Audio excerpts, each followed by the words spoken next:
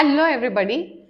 I'm going to share how well you can communicate with your children so that they will listen to you. So, this incident happened when I was in my third standard and my sister was in her LKG. We both used to go to our school by school van, and every Friday, our school had this peculiar habit of checking our homework diaries.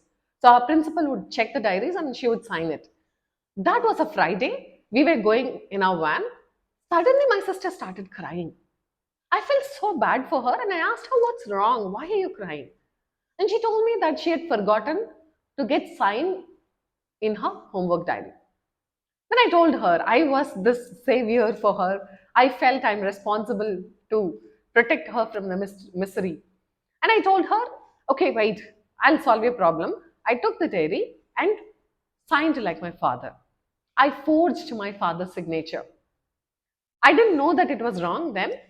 And then she took the diary. Everything was fine. We came back home in the evening. Nobody found out. I was so happy. Finally, I saved my sister.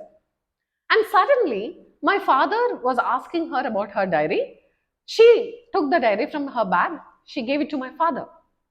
He was slowly turning the pages. And then my heart started skipping a beat. I was waiting what's going to happen now. Finally, my father saw my signature and he asked my sister, "Who signed this? I didn't do this." Immediately, a good child she was showing her fingers to me. I wanted to escape, run out of the house, but then my father said, "Come here." I was so scared.